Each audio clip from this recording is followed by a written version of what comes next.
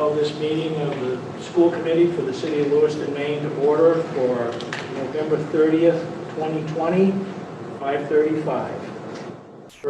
The first order of agenda is pledge of allegiance. Pledge allegiance to the flag of the United States of America and to the republic for which it stands, one nation, under God, indivisible, with liberty and justice for all.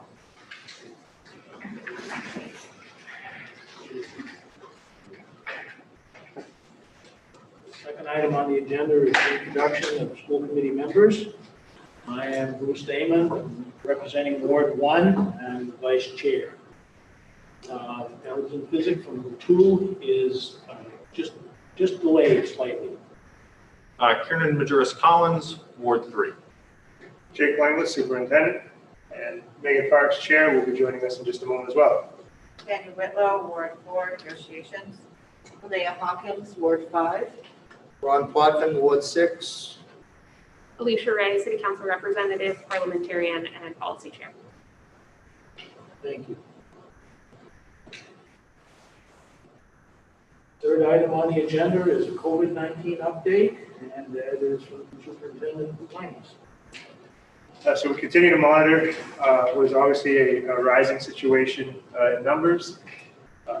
Our absentee rate for our staff have remained relatively stable, still in around that 70 to 80 range, which is where we have been navigating most of the year. So we haven't seen a spike in staff absences. Obviously, between this meeting and last, we've had a couple of things pop up that we've had to pursue. That kept you apprised of most of those, except for one today that I actually heard about late this afternoon as a confirmation. We had a staff member from Lewiston High School test positive. That person has not been in the building, and CDC does not recommend any action be taken at this time. However, when students, as scheduled right now to return on Thursday, that staff member will not be returning until the following week because of those specific dates.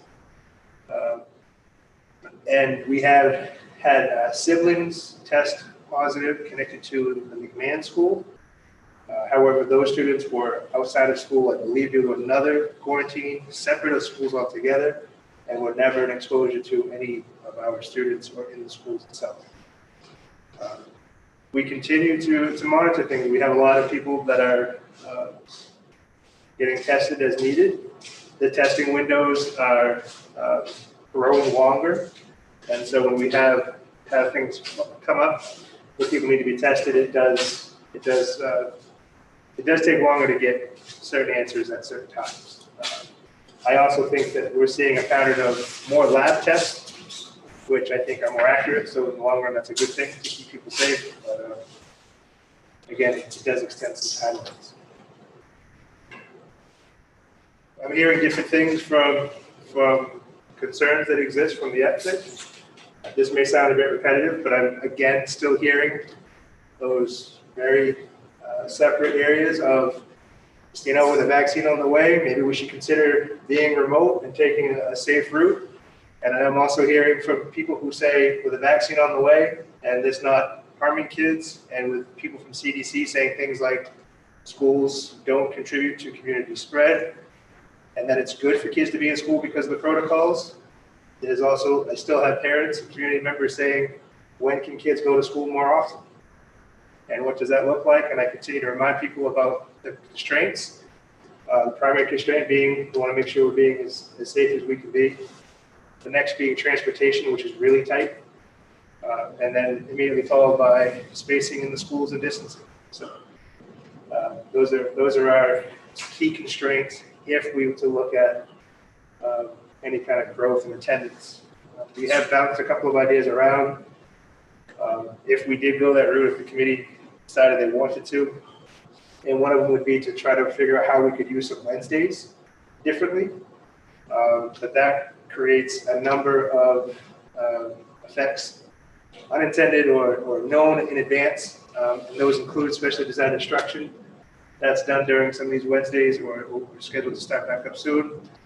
It would impact ELL supports. It impacts therapy sessions.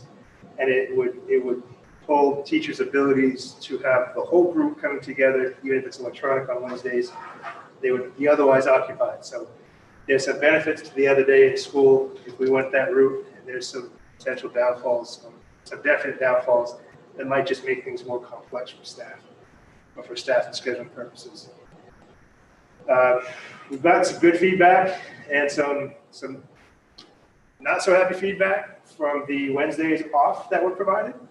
Or I shouldn't say off, but just trying to do professional work to back off the professional development and give people some time to do their planning. And some people really appreciated that and felt that it was necessary and overdue. And we've had other people say that they didn't need it, it was unnecessary to do, and that they lost time with their kids. So I think this committee's done a good job to try to thread the needle of supporting everyone in play. And that's the gist of my update right now. I'll take any questions you have.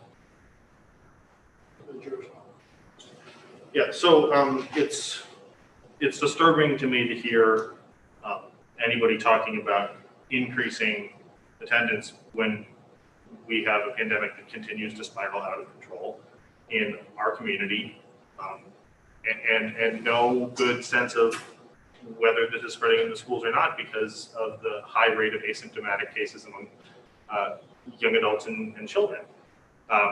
So, I urge my colleagues to reconsider their continued support for putting our staff and students in precarious situations, especially when we're likely to have a vaccine before the end of the next semester, and this can be over. I think that we should be trying to get as many people through this period safely as possible. So with that said, I also want to ask the school committee to suspend the rules for the purpose of adding an item to the agenda, and that would be a discussion and possible action on the letter that we received and the Sun Journal received from Coalition of Local Teachers Unions, including the Lewiston Education Association. So I guess that's my motion to suspend the rules to add that item to the agenda. Second. Do we need to suspend the rules to discuss that? No, I want possible action. Oh, I So I'm got you. tagging possible action on it, yeah. Do we need to vote on suspending the rules? That would be the first vote. Yep. So there is a motion to suspend the rules, which has been seconded by Mr. Putnam. I'll start the roll. No.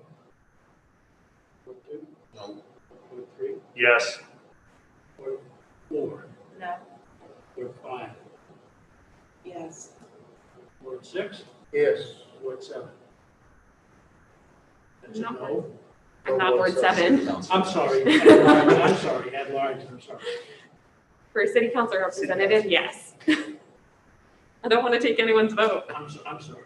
You're fine. So that's It's 4-3. 4-3. 4-3.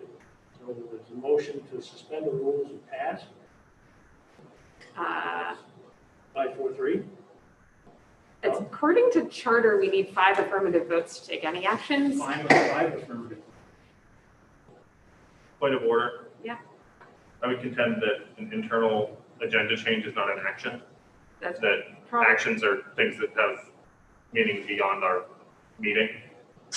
So if a proposed policy were to pass 4-3, it wouldn't pass, but my argument would be that this is procedural. I would say simple majority would probably be appropriate, but I defer to the chair.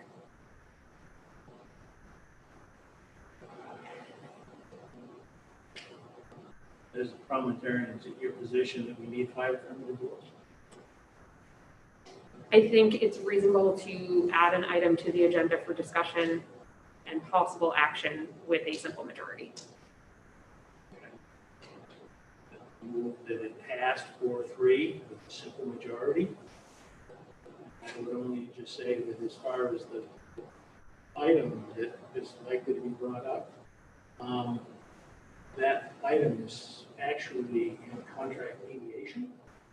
And I think it would be very inappropriate for us, since mediation hasn't started or happened, it would be inappropriate for us as a board to preempt that.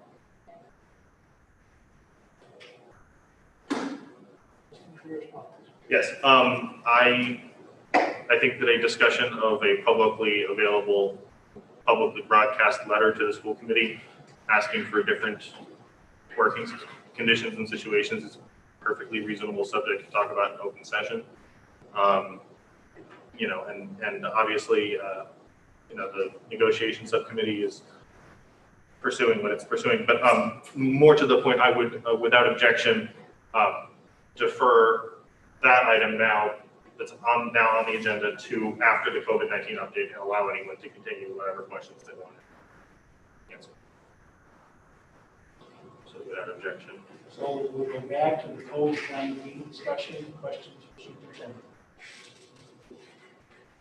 I was going to ask about this letter. I haven't seen this letter, so.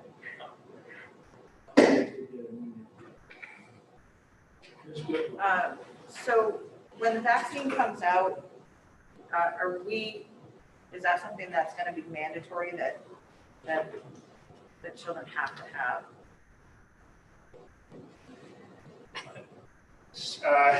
It would require significant legislative action to Okay. mandate vaccine. I'm not saying it's impossible. There are some vaccines that the kids have to be in school, or can they? There are some immunizations that students have to have to So I attend didn't know school. if that was going to be one of them. We haven't heard anything like that yet. No.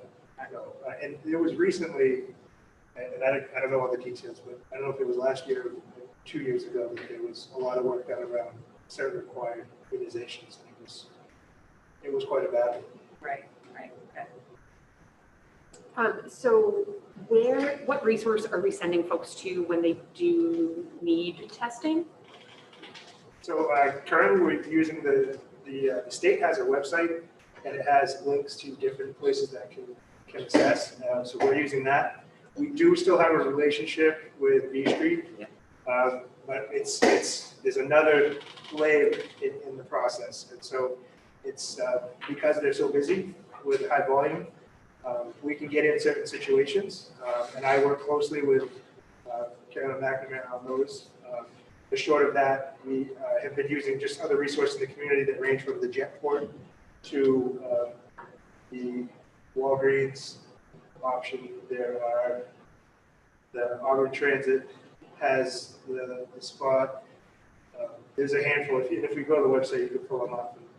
We've had to do that a couple of times and just call around and say, when can you get someone in? Because people are wanting to get tested, as soon as they can. And in the interim, since we are seeing, or you alluded to, it's taking longer to get these tests back, folks are kept out of school during that time.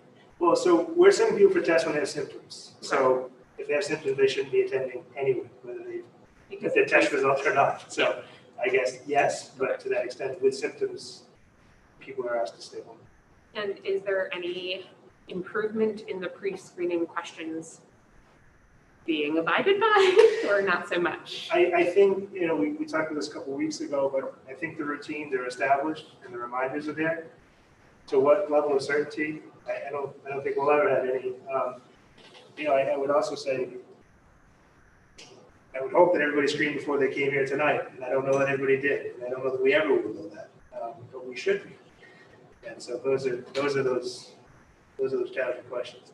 We do continue to remind people and in buildings, and the signs are on the doors, and we even got some translated with artwork that was done by some former students that are in multiple languages for the community, so that those have been made available. I think that's it for Jake, what was the first day we shut the high school down for the initial COVID outbreak? I believe it's the 19th. 19th of November? Yep. And they're not going to reopen now till Thursday the 3rd. Thursday the 3rd. Yep. So how's it been going during that time? Because everybody in the school went remote, correct? The whole school went remote, yes. And that was, just for those watching, in case you're not sure, that was really about during some days that were already set to be closed because of some positives that we had. A number of our administrative team were in the building doing their work, and one of the administrative team members actually tested positive. And so what we had was not a student or a teacher or ed tech spread type situation, but we had an exposure to our administrative team that needed to quarantine for 14 days. I considered some different options. We thought about grabbing or seeing if we had volunteers at other schools that might be willing to be in the high school for the day to help support education to keep on going.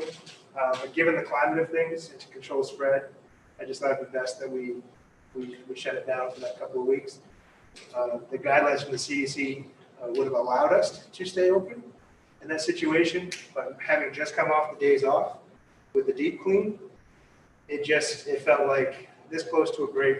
Let's keep everybody safe and be sure. If,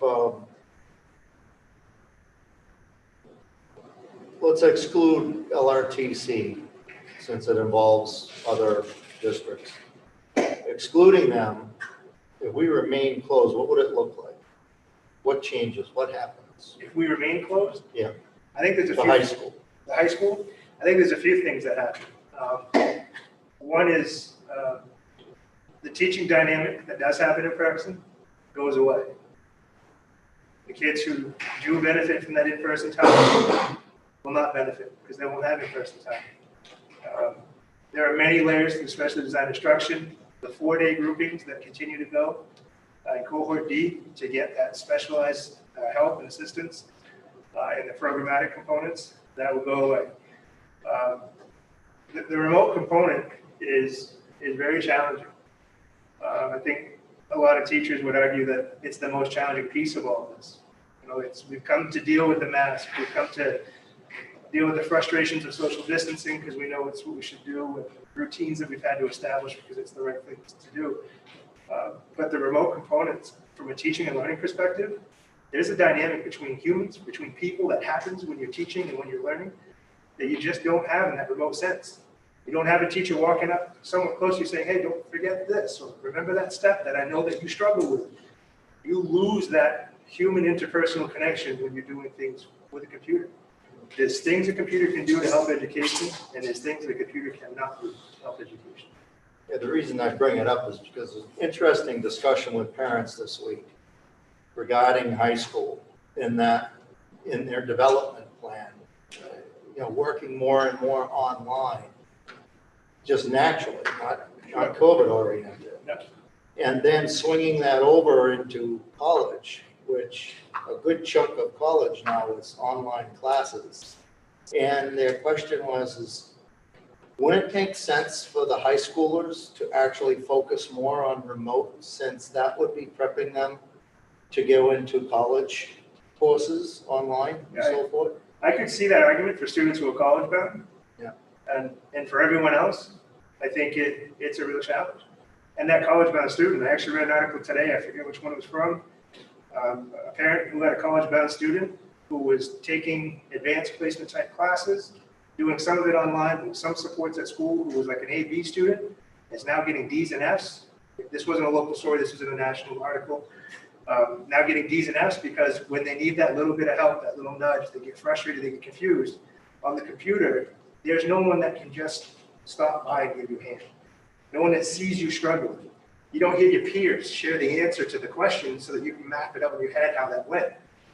So there's really a lot of components missing. So for college-bound students who might take an online program, I could see that. I've also seen other studies, and again, it's very early. It's only been part of a semester. There's a lot of students at the college level that have just left school because the online piece does not work for them. And these are college-bound students who did quite well.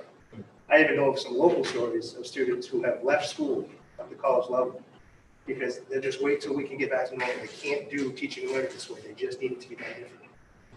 And that's a segue into my second question, is I'm getting complaints again about technology failing, where it's literally disconnecting in the middle of courses, Zoom's not working. I don't know who's using what, but whatever they're using, it for some reason stops working. Is there, and I think what disturbed me most about the conversations was when I asked, who did you talk to? They didn't know who to talk to regarding the breakdown of the online learning. Do we have an 800 number a help desk that people can immediately access. I think there's some layers to this. The first thing I would tell people, call your school. Wherever your child, your student goes to school, call that school. Because they have information from IT that might help resolve certain problems. And then, Dan, I don't know if you want to add to that. Yeah, I can. Definitely call this school because there are people in each school that can answer their questions for them or point them in the right direction. Two, every single device that goes out, we have on that device, especially the Chromebooks that are out there is a great big orange box that says Student Technology Help Desk. They click on that, they fill in a Google form. It's a very basic Google form that says, this is what I'm having problems with, and they submit it. The 3 tech integrators in the district monitor that on a daily basis, along with the other techs who are, repair and so forth. So all they have to do is fill up that ticket. Somebody will immediately be calling them back. I would say immediately, within a reasonable amount of time, somebody will get back to them to solve that issue. So I know our tech integrators, because I meet with them every week, I know that they are monitoring that quite closely. So that's our system right there to get them help. It's just a matter of filling out that ticket. We have hotspots for our internet too. So if people don't have internet at home, or we even heard some cases where there's so many kids in the home accessing the same access point, and they may need a different device because if 3 kids are trying to get on streaming at the same time for their schooling, that could cause some issues if you have home internet that doesn't provide a robust enough signal or robust enough amount of signal. And so our IT department has worked with, we have Wi-Fi devices, and we also have Samsung tablets that get cellular signal that have been configured to be hotspots. So you can kind of like, I could use my phone to get internet from my computer. They have that all set up and ready to go for all the kids that have needed it. And when we distributed devices, we told people that we have this. Some took it, some didn't, but we still have capacity. One challenge that has come up that we've seen, no signal at home, no internet. So if you live in one of those dead spots, which Lewiston probably aren't many, but there's some, that can be a challenge too. And some of the students have gone to apartments next door or to a neighbor's house or things like that and trying to limit that. The internet's there. We even had IT work with a booster unit that helped the Wi-Fi device provide more signal from the booster unit. So they've taken a lot of steps to make sure that we don't have these issues. We had that some things that have happened that, the 2 of the number keys weren't working, so a kid couldn't log in. But they contact the school and they swap that out for another machine, give it a check before it goes to make sure everything's happy, and they should be all set. We've even had administrative staff use school vans to bring items to kids if they don't have the ability to come have someone pick it up. So if they have a machine that's not working or something that keeps breaking, please let them know to call the school, and the school should be able to guide them to what's their next step. They'll help diagnose it, make sure that that's logged in. Dave, what's the turnaround time? So when somebody calls and leaves a message and fills out that form? They fill out that form. Like I said, I know every day my integrators are doing that every day now. Could it be that they put it in one day and the next morning they call them? Yes. Could be depending on the time of day they put the ticket in and how busy we are. There are a lot of those tickets going in because I see the spreadsheet. I know that there are people are filling it out, so that's the good news. The other thing that's happening too, and some people don't really realize, is it's not always on our end or their end that the problem exists. It could be Spectrum is having an issue. It could be Zoom that's just completely overloaded, or Google Meets that's overloaded because of so many people on, especially when you think about it right now, the demand around the country for all these resources and so forth. So when they get a message that says your connection is unstable. I was at home today, it happened to me, and I have Spectrum and I have, almost 100 megabits down, and yet I was getting that message. Waited a few seconds, cleared up, I was back on, everything was good. But, so yeah, we try to get to people as soon as we possibly can. It's busy, but the one problem we're having right now, quite honestly, is we have increased 6 new grade levels 1-to-1. And with that comes, we don't have the same staff we had at the beginning of the year. And, so we're trying to do the best we can with the staff that we have. On that note, I noticed at my building, we've got wires that come from like a pole, and there's a loose connection somewhere because every time the wind blows, the signal gets wonky. And that's not Spectrum's fault, that's not my fault, that's just the way it is. But tomorrow, when the wind's gone, it'll be fine. And it's one of those things, we need to start to exercise a little bit more patience, a little bit more, take a deep breath, a little bit more troubleshooting. I mean, my kids moved out and suddenly I actually can access the internet. You're why. They're not gaming anymore, they're not hogging the signal. I love seeing commercials for Xfinity when it's something that we don't have access to in this community. Hoping that happens, that changes soon. Because free internet provided to families, but not for Lewiston. I understand the frustration, that they just exercise some patience, take a deep breath. It's not all gonna be this way forever. There is light coming, just hold on. That's right. Just we're on the subject of connectivity, the Maine Broadband Coalition launched a speed test throughout Maine. So when you're at home, you can run your speed test and they're collecting the data from all over Maine. Obviously, we have different problems than rural Maine might, but I think one thing that always strikes me is how much internet costs per month. And they ask you that question on this. So go and fill it out. It's mainebroadbandcoalition.org. You can run your speed test, fill out the information, and hopefully that means some legislation and some funding will come down the line to better support communities. Dave, just a question. How many total devices do you have deployed currently? How many total devices do we have?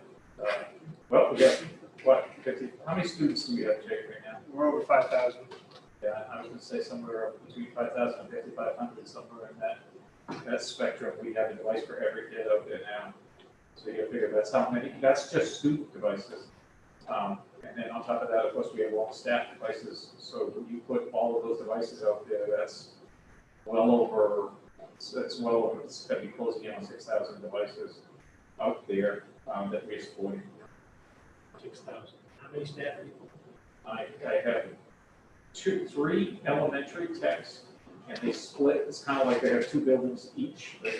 2 of them split this building because it's bigger, but they have about basically 2 elementary schools each.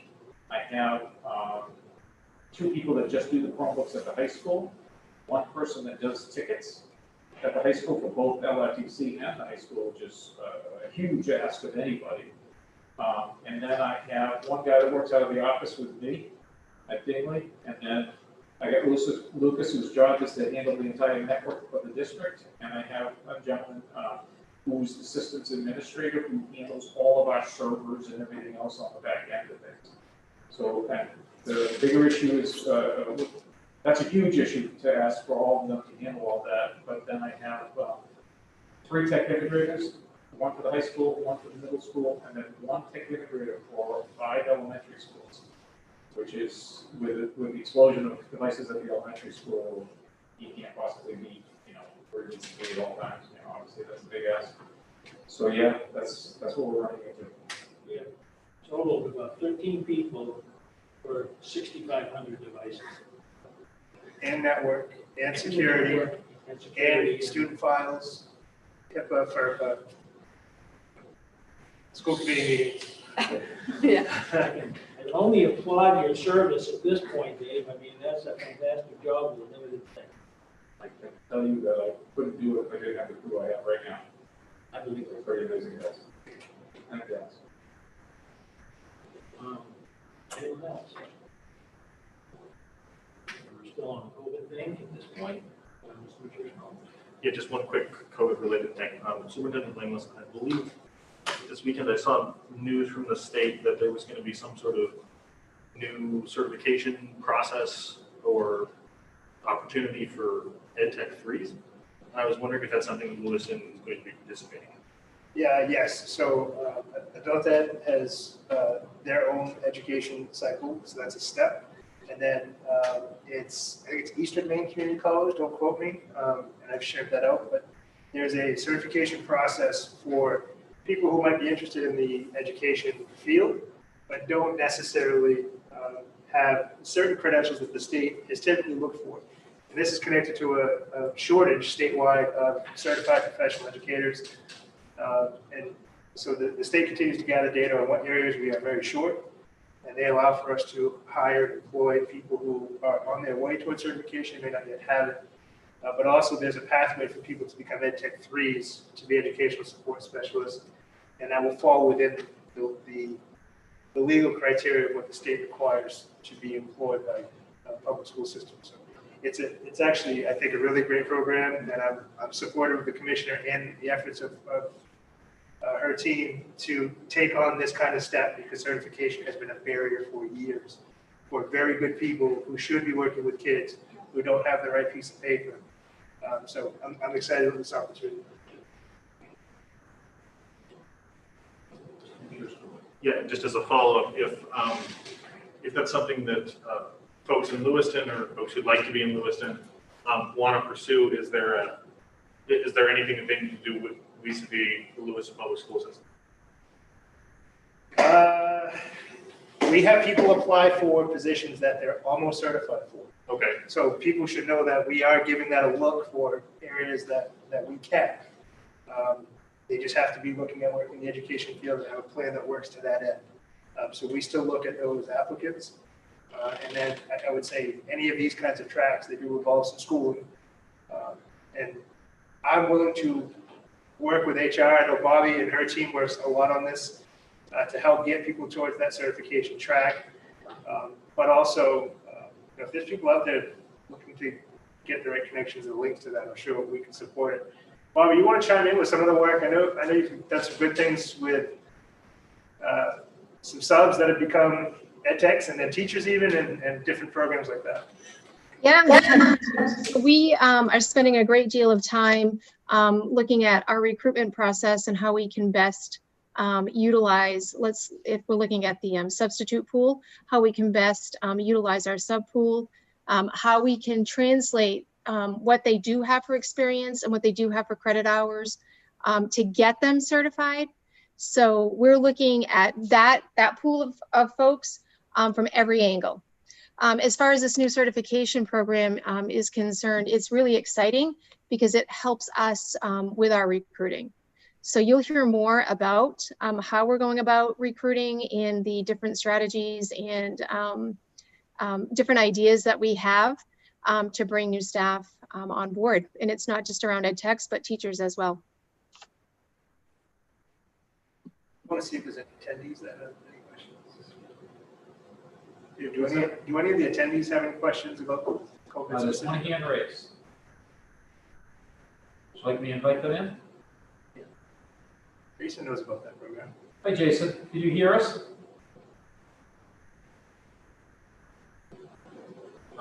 Let's see. Jason Lavoy, can you hear us? Yeah, I can hear you. Can you hear me? Yes, we can.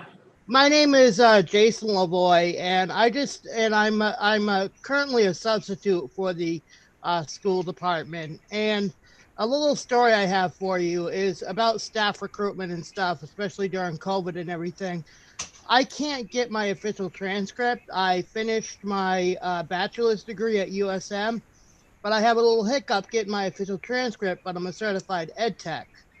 I'm an ed tech too. So this program that Kieran mentioned, I found out about today, and it's really awesome. So I just wanted to mention that.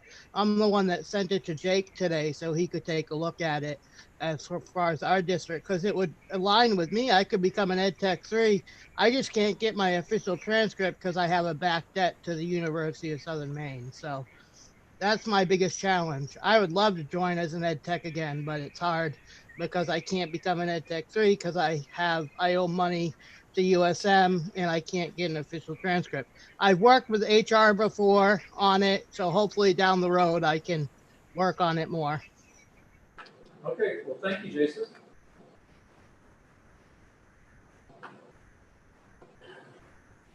I also want to add, the state has relaxed some requirements around certifications, and we have some teachers on board that we hired this fall that are close to the certification but don't yet have it. And in the past, we would have to look for specific waivers around that process. And there's still waiver process for different layers, but that's an allowable hire currently. And the state usually gives, Bobby, is it usually like 2 years, sometimes 3, as long as people are working toward making progress toward it?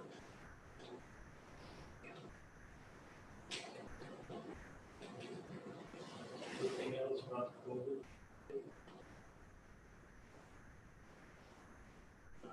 You want to wait? Yeah, that's Next item on the agenda, item 4, the public input.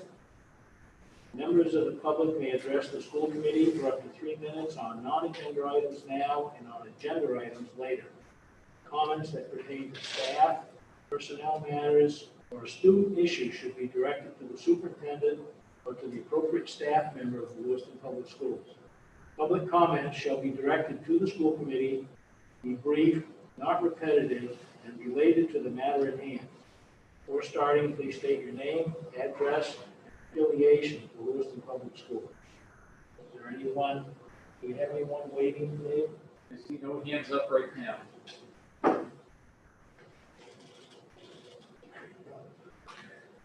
Okay. Public input is, I guess before we would go into the executive session, we should discuss the suspension of the rules. Mr. Juris Collins, I will give you the floor. Sure, thank you. So I don't know if every member of this committee has had an opportunity to read the letter that we got this afternoon. It was also covered in, I think, Saturday or Sunday's Sun Journal. So this is definitely sort of public secret that a coalition of education associations in the area authored a letter describing some of the challenges the teachers are facing. It's an important read if you haven't taken a look at it yet, but it's not very different from what we've been hearing from teachers for several weeks now. And so I think that it's important for this committee to have conversations about what our teachers are facing, be honest about what we can and can't do, and try to do more than we're doing, because what we're doing isn't working. And so I have one modified suggestion that I've brought up before, and I'll put that at the end of the discussion for a vote. But I'm also just eager to have this committee have an opportunity to have a discussion, a brainstorming session, and a conversation about what we can possibly do to make things easier for our teachers right now, or if not make them easier, at least provide more support and recognition of these extraordinary circumstances. Yes, Rick. So I did read the letter in the paper this weekend and then got it again today. And so I think we've heard a lot from our own educators, but I think it might be helpful to, there's one, 2, 3, 4, 5, 6, 7 or 8 bullet points. Understand if there's any of these that aren't necessarily applicable to LPS. I think I've said this before, serving on the Maine Education Policy Research Institute, we talk all the time about how Lewiston is not like other districts in Maine. And I think that's probably likely true even among the Western Maine associations. So just trying to better understand. And I think one of the parts that was deeply concerning to me, but correct me if I'm wrong, Superintendent Langlis, was is adequate PPE for students in place in Lewiston Public Schools? yes. So I think that one could come off of this list, but other than that, I think we should be considering each bullet point.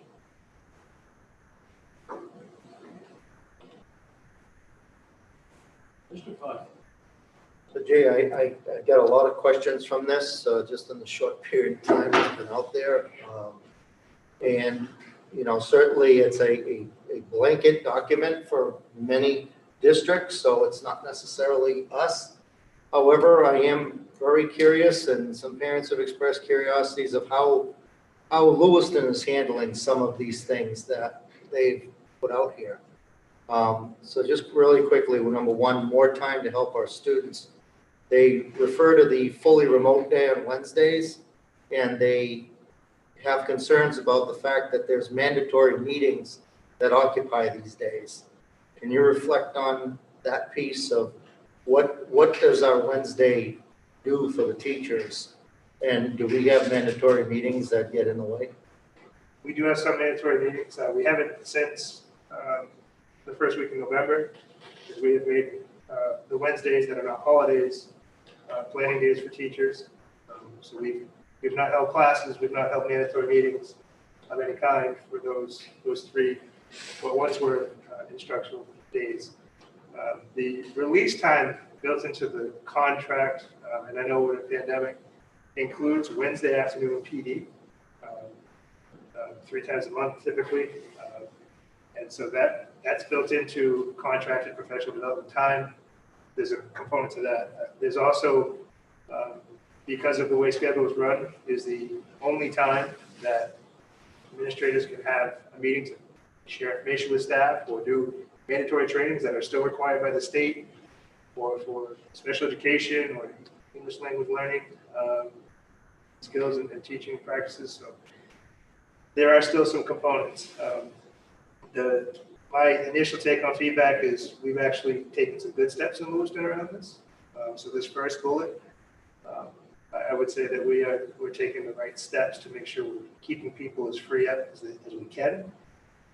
Teachers have, large in part, requested that they get their mornings back with the kids because we've made them planning days and not hybrid or student days. So we continue to talk about what those Wednesdays are structured like moving forward, but I think we're in a good place with that as a district, given everything that's going on. But there's potential to improve upon it. One more feedback. I think that bullet might apply to other districts more. Second, the concern to have remote-only teachers. In our district, everyone's doing everything. Right? No. We have remote-specific teachers at the elementary level, so up till 6th grade. The middle school, they have teams, and so they have their hybrid teams, and then they have what they're calling ELMS, electronic LMS. It's a tech version that's an entirely remote team teaching entirely remote students. At the high school, it becomes more complex because we don't have enough life science teachers to do a life science remote and a life science in person. We don't have enough Algebra 2 pre-cal teachers to do both those things. And so the high school, I would say that the teachers have an added challenge at the high school of doing and managing both. Dave and his team have figured out the technology though, and to my understanding, Dave, that everybody's allowed to Zoom and there's no limitations. The network has been built strong enough to hold it, so that teachers are often Zooming during their class. So you have the added component of they have both, and then there's the component that's different that the younger grades have with the hybrid model that's a challenge, is they're teaching and they're recording and posting. So it's like 6 of one, half a dozen of another. But we do have remote specific up through age 8, grade 8. Can I ask a clarifying question on that? Is that okay? Okay, so, but elementary teachers who are hybrid, how are they doing it? They teach Monday, Tuesday, and they teach Thursday, Friday, cohorts A and B. Yep. Or some have D, all 4 days. And they post lessons using Seesaw or Google Classroom or other teaching tools to relay the rest of their learning. Okay, thank you. Thanks for letting me jump in. Yep.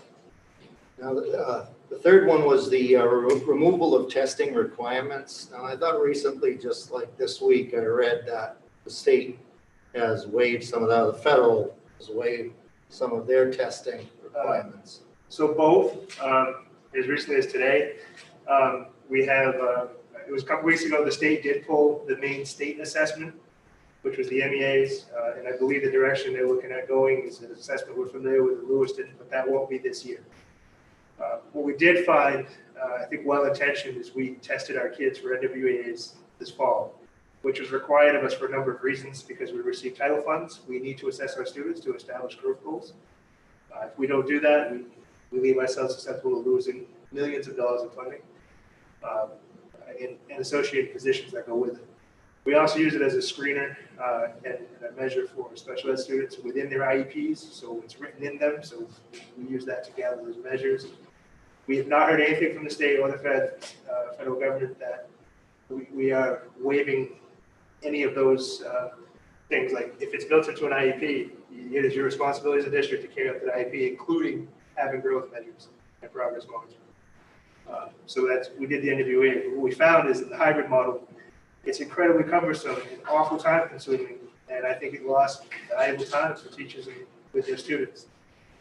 There's a winter measure that we're considering right now, taking off the table. That's not mandatory.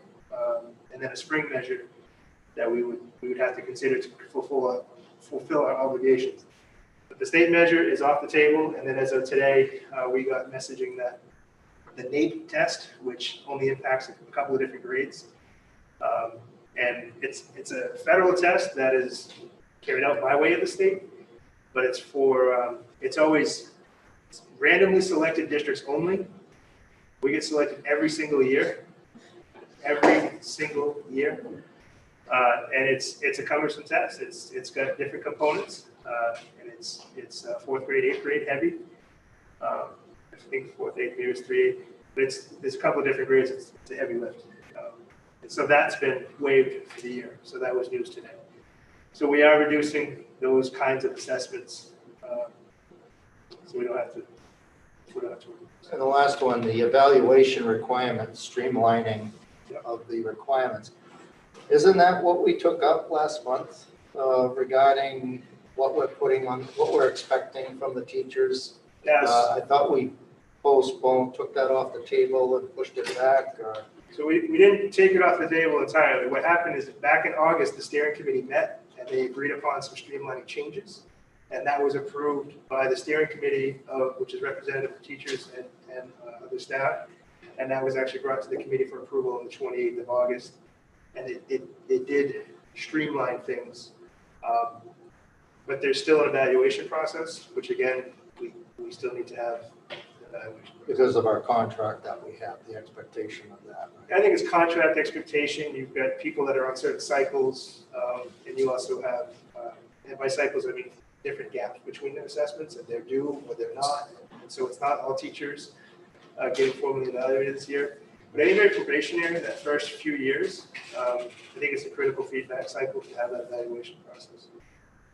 All right, thank you for all that clarification. A couple questions. Are there other ways to assess the students? And I know there's a lot of funding, but I've heard that throughout the years. Are we using that as a crutch to always say that we have to do testing because we need this funding? And then if you answer those, I got a couple of questions. Sure. So the funding piece is title grant applications, which again, Title I, II, III, and some others. They all have growth measures tied to them. These comprehensive plans have to be written, and you have to gather data to use to write them, and they have to be submitted and then approved to get your funding. And then you have to follow up with reporting how things went to maintain your funding and plan. It's a cycle. And every grant I've ever worked with has some kind of growth measure tied to it. They want to know where kids were, and they want to know where they got, and if the efforts that you're taking are making an impact. So to do that, you have to use what they call normative data, and there's not a lot out there that's normative. That's why states have their own assessment. That's why a lot of districts use something like the NWEAs, because there's enough schools using them that you know the data point has more value because of the amount of people that have taken the assessment. The NWEAs also provides different strands for where kids landed when they take the assessment that can be used to inform teaching and learning in your instruction. So there's a tool that is ongoing for kids, but there's also a tool there for the funding metric. And because of the strands and the tool for teaching and learning, that's why it lands in places like IEPs, so that it's a consistent measure that we know has been validated that can be used to continue to go with that direction. But our title funds, K to 8, significant dollars, and I could get you specific numbers. Title II, professional development, Title III, things around ELL supports and special ed training. Those dollars are all tied back to larger part title funding, which is federal, as guided by the state. Okay, so with all that said, are we keep using, are we using this as a first to keep funding? I guess it's like, if we lost the funding, will we be screwed, excuse the expression? Just right out of my head, I'd have to go look.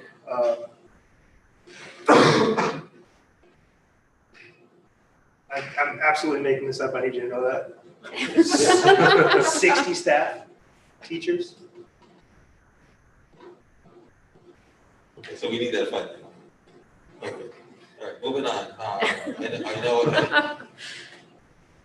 this came with a conversation I brought up a couple weeks ago, a month ago now. We are aware of like the pacing guidelines and highlighting the power standards instead of where are we at with all that? Yeah. So Karen and her team works at looking at how we can reduce the number of things that need to be reported out in the first trimester. So that helps with that pacing guide. Some, they're continuing to look at that. And actually, I think, did you meet today? There was a teacher advisory group meeting today. I couldn't attend because I had another meeting at the same time. So part of that work is to talk about those exact things and talk about ways in which we can reduce it. The other thing I'll say is we started to talk about things like if we're full remote for a long period of time. And again, I think you know my stance. I think the value for kids being with teachers is just really critical. But I also appreciate the public health concerns. But if we end up fully remote, we are going to need to be reflective of what we can and cannot do in that setting because of the things that you cannot achieve with a student when they are not with you. And I think that's a real conversation. We've already started to have it in-house.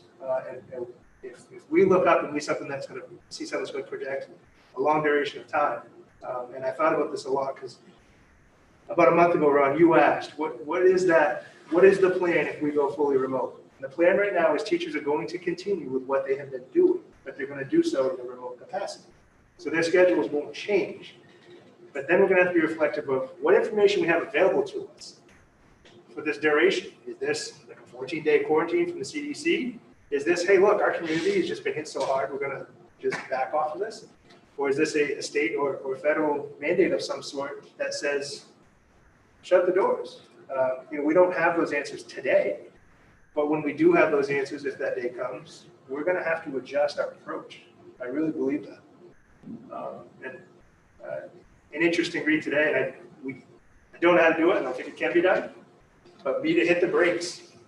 And if you were in 4th grade last March, whenever this is all cleared up, you go back to 4th grade. The problem with that is I'll have 2 years of backup at pre-K level. I'll have high school students who don't like me at all. They don't want to be held back. But we have to build a remediation plan that is sensitive to those needs. And when we get into the budget conversation, we're going to find out just how much we're willing to support that effort. Because we are going to have kids, trauma aside, that are 2 years behind where they would have been. And that's not even to say that they would have been on pace. And we're going to really have to make some tough decisions around how we support that. And to me, I think that's a 3-year commitment if we come out of this at some point this year. Because teaching and learning is happening. It's important to routine. It's important to brain stimulation. Our teachers are working their tails off. Our kids who are engaged are super engaged. Our kids who are not are really not. And we're trying to work all those angles. But what's happening day to day, I think it's good for people. It's not what school is. It's not the growth that we can expect in a typical setting. And I'm not blaming anyone for that. It's the pandemic that's doing it. And it's not unique to Lewiston. But I also think, to your point, Elgin, we got to be real about if we end up in a real hardship, even more so than we are now, we have to be thoughtful about what are we really going to try to do with this? Can we make that meaningful so that we have a foundation moving forward, but we're not lying to ourselves about what it isn't, and then having kids live the rest of their school in 2 years behind. That's not good for anyone. Let's go one last question. So along those lines of creativity and giving teachers a piece of the castle, are we moving in that direction? So teachers have autonomy for teaching all kinds of things the way in which they want to teach. The things that are constant are the standards, and I think that those need to be a constant because it provides a research balanced framework for continuum learning. So you should know this before I teach you this, and then we continue to work forward to that. But again, we have to continue to be reflective. So I think there's tons of creativity. We're seeing a lot of teachers do a lot of different things with the tools. We are asking for people to use similar structures though. So if Dave and his team get a call with, hey, I'm in 6th grade and I can't access my classroom, they know you're at least talking about likely Google Classroom, and we can point in the right direction. So we're not asking parents to master 10 different platforms and kids to master 10 different platforms and different logins just to get their teaching and learning. So we've narrowed that field to just for communication purposes. Oh, sorry. Bring this Mr. Durst parks Collins. up- Just to bring this parks up to speed, we did have a vote to suspend the rules. We have gone through the COVID update, and we're now in the discussion with Mr. Juris Collins. The letter from the LEA that we all got. That's where we're at. So I appreciate everybody having this conversation. Thank you for that. And I appreciate the administration and the school committee's willingness to think about, all manner of creative solutions. It's obvious that we have a tremendous amount of work ahead of us to do right by our staff, to do right by our students, to do right by our community. But one thing that I have heard, and I think that everybody in this committee has heard, is the incredible additional workload that this year has dropped on our staff, the additional hazards and dangers of going to work every day, and the additional stresses and complications that have come with being an educator in this particular moment. And so a few weeks ago, I made a proposal to provide additional pay to our teachers and ed techs. And I want to sort of resurrect that with different numbers and a caveat that the school committee's finance subcommittee would look into the proposal more deeply and bring back to us a better answer about whether this is something we could put forward through the negotiations process. But I would like to make a motion that we explore through the finance subcommittee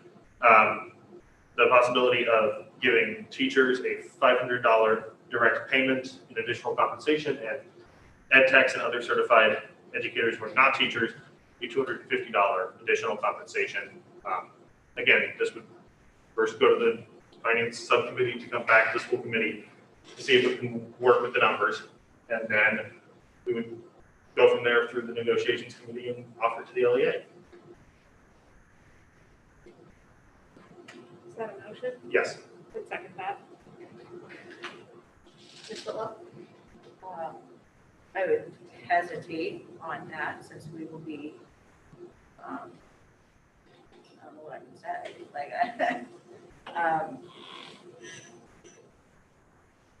we have a meeting this week, so I think that nothing should be voted on until after we have more to inform you all on.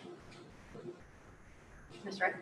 I mean, I would tend to agree that there is a process being gone through, but I think asking for feasibility from finance committee sounds reasonable to me, is where I'm at with that. I think as we look at this list, Mr. Potvin asked some really good questions, and I think one of the things is we can't conjure up more time, but we can compensate people better for the loads of time that they're dedicating to this work and to our community and to our students. And I know I go back and forth worrying about the budget, and I'm sure Bobby's cringing a little bit thinking about numbers, but like looking at the feasibility and showing that sign of support that we're at least willing to look at the numbers feels important to me at this moment. Any further discussion? Just for clarification, the motion is only to ask finance to review and come back we're not approving any. So can I clarify?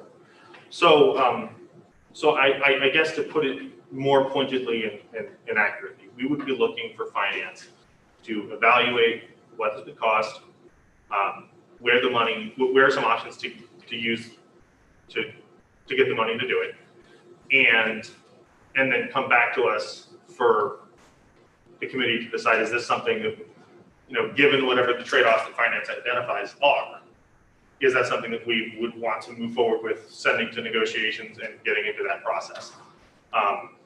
It is important to go through the process. It is important to, negotiate over anything to do with the contract. But I think it's likely to be a smooth negotiation if we go in hoping to offer something in recognition of, all that our teachers and educators are doing this year to make something out of a terrible situation. So upon negotiations, wouldn't Bob already be looking at to see if there's money available? Can I ask a clarifying question of the superintendent?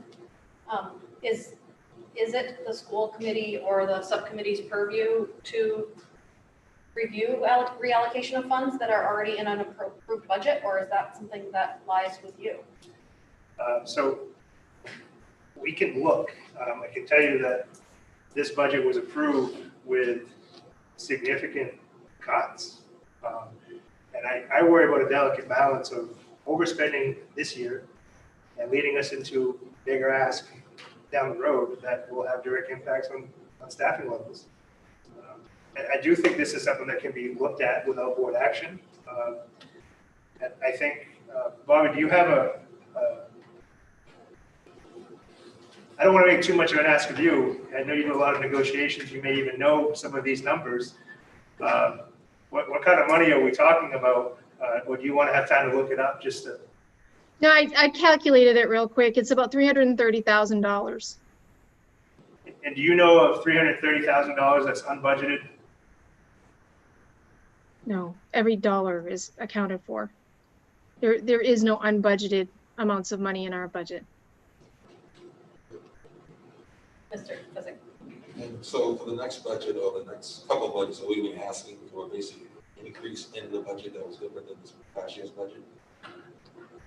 I would anticipate new asks in the upcoming budget. Okay, so we're just saying theoretically the budget for the next couple of years could increase. Yes.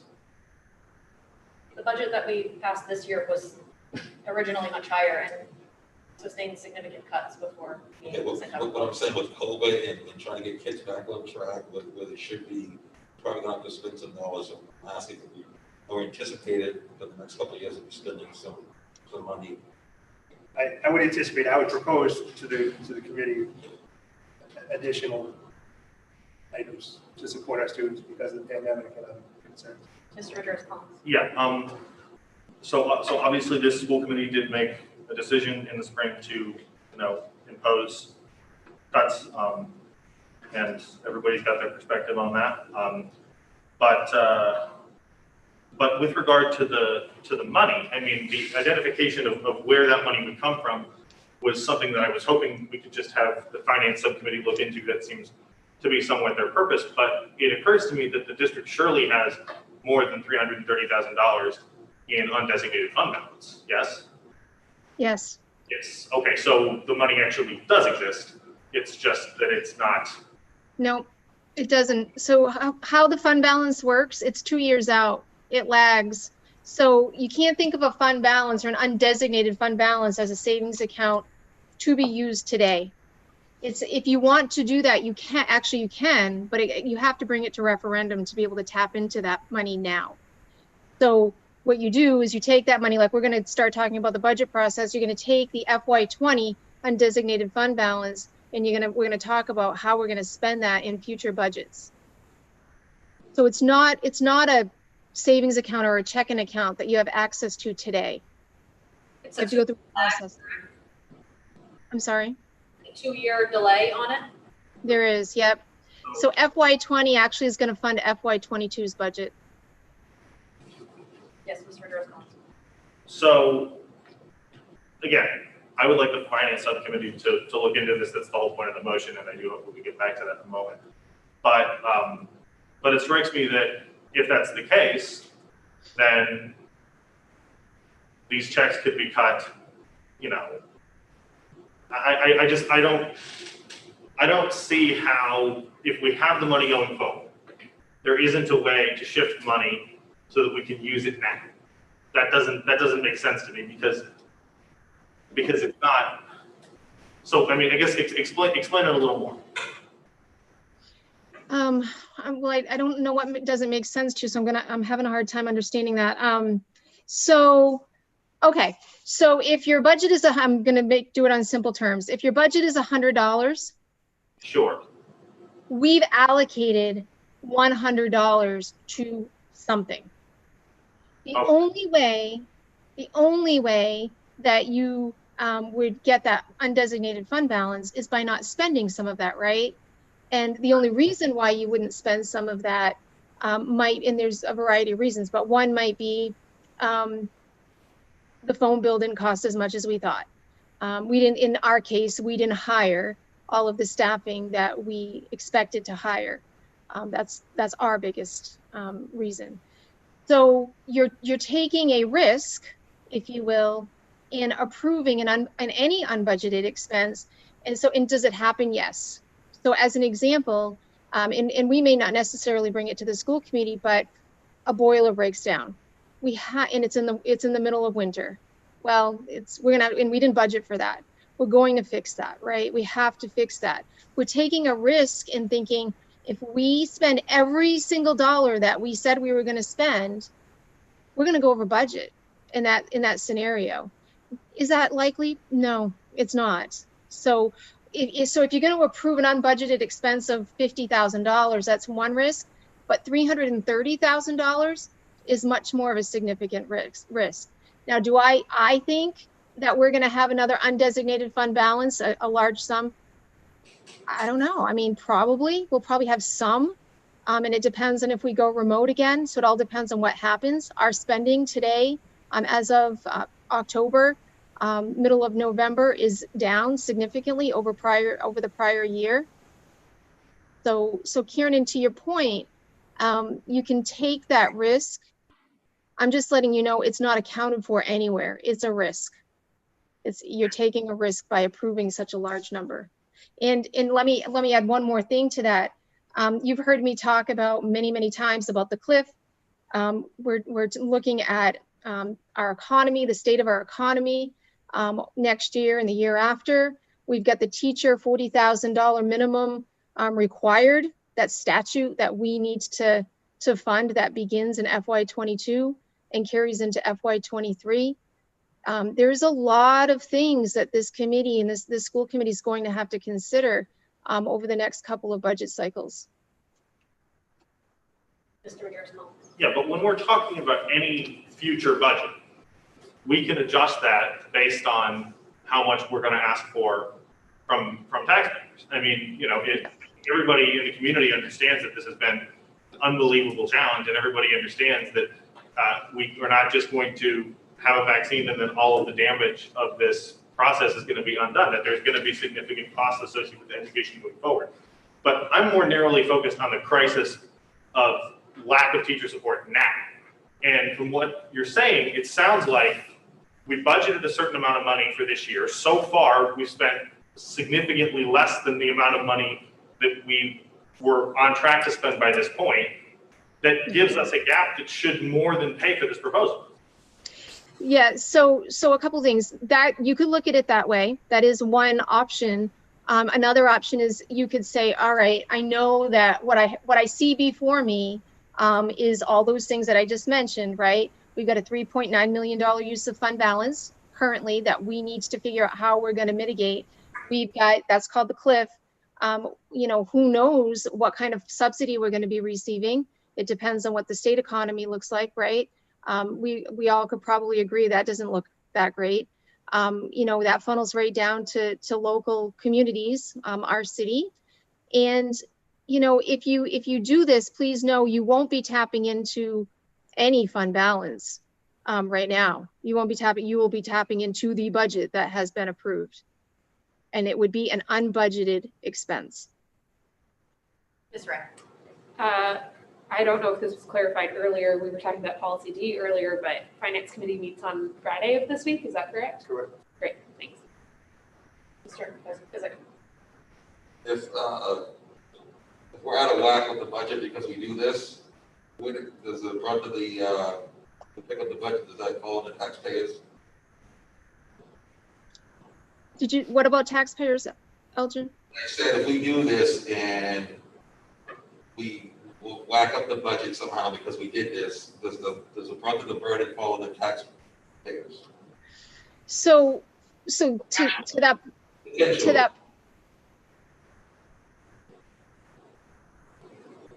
But okay, so does it fall on the taxpayers? Absolutely it does. It's absolutely going to fall on the taxpayers. To Kiernan's point about or comment about going back to the taxpayers in the next budget cycle. Yes, Kiernan, you're right. I mean, we can go back to the taxpayers, but we work really hard to strike that balance of being considerate, right, of increasing taxes in Lewiston versus making sure that we're adequately funding for public education. And so I would want to say that we should probably continue to be that considerate and mindful of that. Mr. Damon? Yeah, and I think to that point, it's one thing for us to propose a budget. There are two steps beyond that. First step is to get the city council to agree to allow us to take it to referendum, which always happens, it usually happens in June. And there have been, within the last 5 years, a couple of occasions where the taxpayers have not approved it.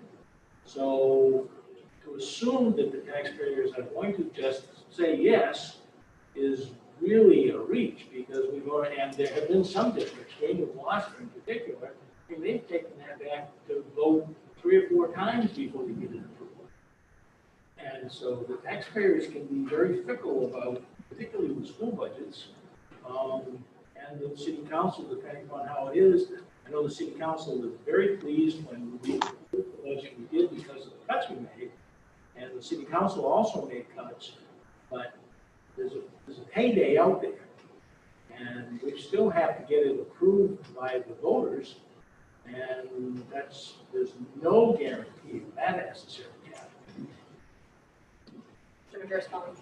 Yeah, I mean, our budget passed this year overwhelmingly, and Lewiston school budgets historically passed. There are communities in this area where that does not happen, but if you go back and look at the election results, I think every year since the state of Maine started doing this thing in 2007 or something, that the Lewiston school budget has passed. It has been a different story in other 2 years ago, it didn't pass and it had to go to a second vote. Okay, well, that maybe would have to check, but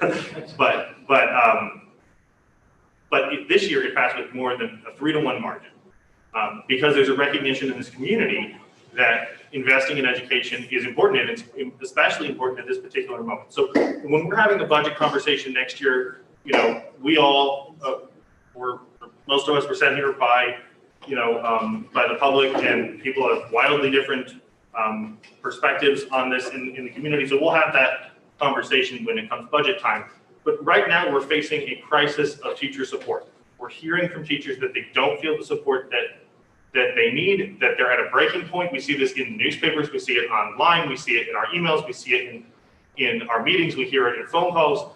And so I guess I'm asking that the school committee send this to the finance committee, them to take a look at it, identify how we can do it, and then we make a decision when they come back to us. One last thing.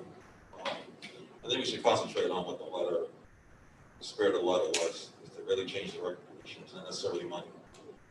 And talking to many teachers, getting teachers from emails, okay, there's a lot of things that we can do as far as education goes, and that's why I keep bringing up these pacing standards, giving teachers creativity to do what they need to do, not email the superintendent and go, can I skip over this lesson so that I can come back to this one? That's the stuff that we're talking about here. That's gonna make a difference, okay? Money is not going to fix being burnt out. Money is not going to fix the workload. Money's not gonna fix any of that. Yes, it would go, hey, yeah, I'm glad you appreciate us, but you know what? The reality is that work is still there. And I really think this district can really do above and beyond and really concentrate on what went on that letter. And a couple of things that I've discussed a month ago was patient standards and just getting teachers just to go teach instead of micromanaging. I really think we can do something instead of throwing money at the problem. Mr. Majerus, comment? Yeah, without objection, we have teachers representative here. We can go ahead and ask if money would be helpful.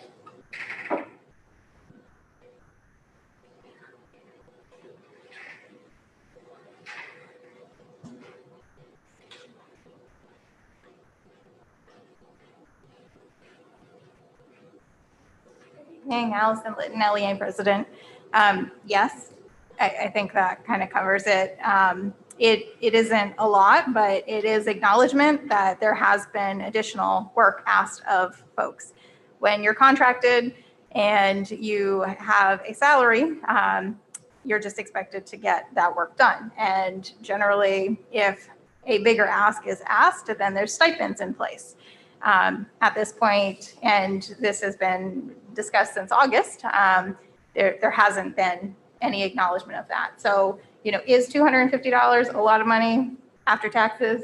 No, but I'll tell you, it will fill up somebody's propane tank.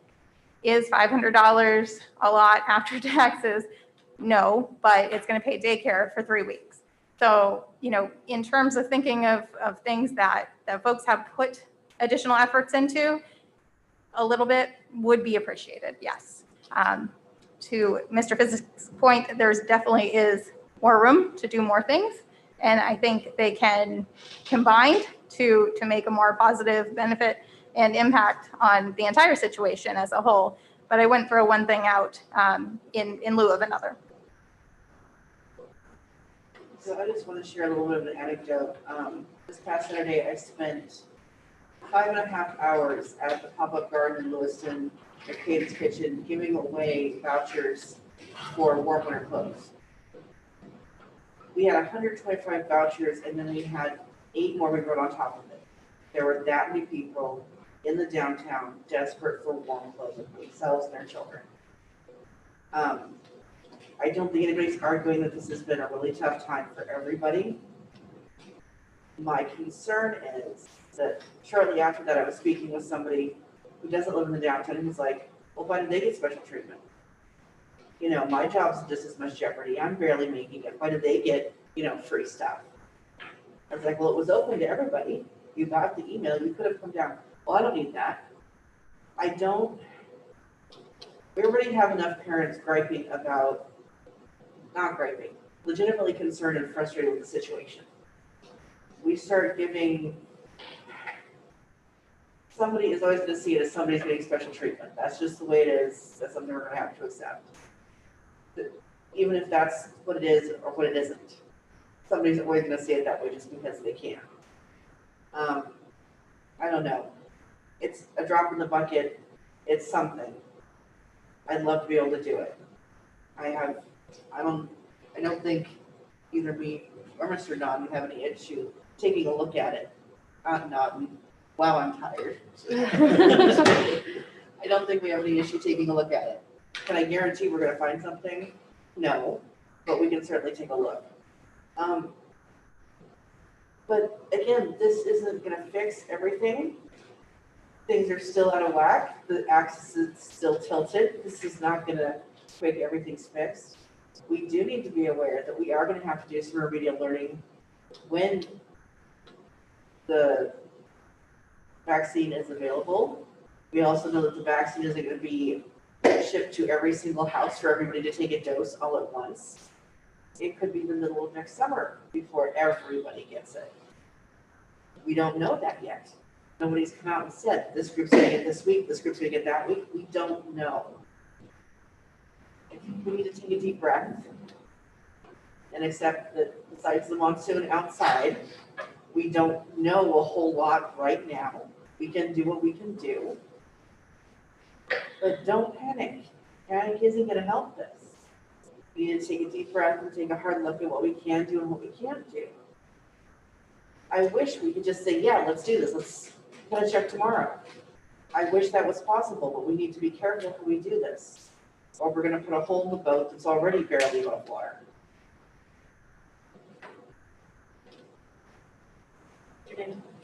Yeah, I think the one thing, I think the letter,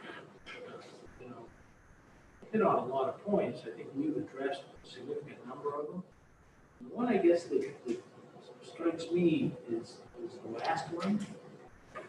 Work with us, because in districts where, let's see what it says, where staff and administration work closely together to develop reopening and distance learning plans and formal agreements about changes in working conditions, they are markedly more at ease right now. I don't see or hear about districts where anybody's happy. It would be interesting to know which districts those were, where they worked so closely together and developed different plans than what we've done, that everybody is at ease. Because we have 8 districts that represent the vast majority of Western Maine that are all saying that they aren't part of that. So, I mean, is it Cape Elizabeth? Is it Falmouth or Cumberland or Yarmouth, or I don't think it's Portland based on some of the stuff I've read. So I'd be interested to know where these districts are, where everybody's at ease, so maybe we could learn from them. No, I mean, I think we've bent over backwards to try to be inclusive of our staff. We've made some changes, and this particularly the 14 days on the front end of the school year, we were one of the first to actually do that, to allow that to happen. I would be fascinated to talk to somebody from the school board where everybody is at ease and it's normal, because I don't think that exists in this country anywhere. That's just my opinion. Any further discussion, Mr. Majoros Collins? Yeah, when it comes to the work with this issue, I just, it strikes me that we just should be having a more consistent and open dialogue with our teachers. We should be, all of us together, sitting down with them, hearing their concerns and having a collaborative conversation. If that's something that they're open to and interested in, because I think that is the kind of leadership that this school committee should show, and should recognize that when people have concerns, that the most appropriate way to deal with that is to just sit down with them and have a conversation, whether that's in executive session or just in a public forum. But with all that said, I guess I just hope everyone will support having the finance subcommittee review this proposal. Ward 1? No. 2? No. 3? Yes. 4? No. 5? Yes, I have no problem looking at it. 6? Yes. City Council Representative? Yes. And myself, no.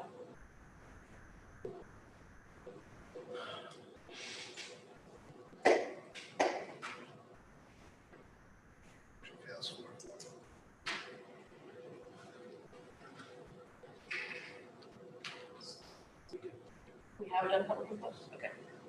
Sorry, could you announce the vote? I didn't hear it. 4-4, thank you. 4-4. Sorry. Agenda item number 5 is to enter into executive session to discuss a personnel matter in accordance with 1 MRSA 4056A. So moved. Second. Ward 1, Yes. 2, Yes. 3, Yes. 4, Yes. 5, 6. Yes. Ms. Wright? Yes.